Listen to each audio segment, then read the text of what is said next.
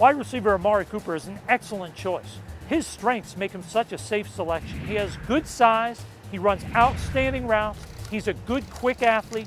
He does not, however, come without any weaknesses. He does not have the size to bulldoze through tacklers and consistently run guys over.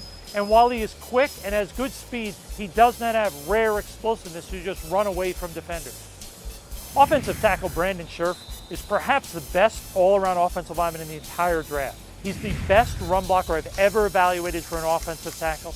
However, he does have some weaknesses. When he pass blocks, he's a little bit stiff in his sets, and he doesn't use his hands as aggressively as he needs to.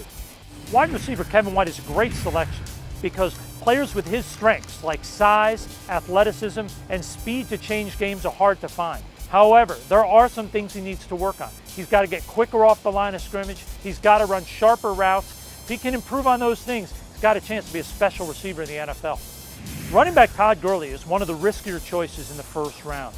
His strengths are apparent. He's a huge running back who gets to full speed quickly with great acceleration. I think for a big back, his ability to catch the ball out of the backfield is surprisingly good.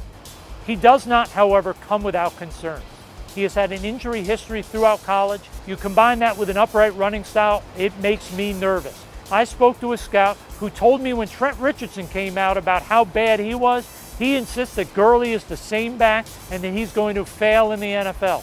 Receiver Devontae Parker had a miraculous return in 2014 from an injury. When you look at his strengths on film, it is apparent that he has the hands and the ball skills to go up and make ridiculous catches on high passes. And once he gets the ball in his hands, he is a very dangerous runner after the catch. He does not, however, come without weaknesses. He needs to work a lot on his route running. When I look at Devontae Parker, I see a lot of traits from Al Toon from many years ago, a guy who was a highly productive receiver in the NFL. Running back Melvin Gordon is one of the biggest impact rookies you will see this year. His strength is almost too long to lift. He's got dynamic change of direction ability. He explodes through the hole. He can outrun any angle to score long touchdowns.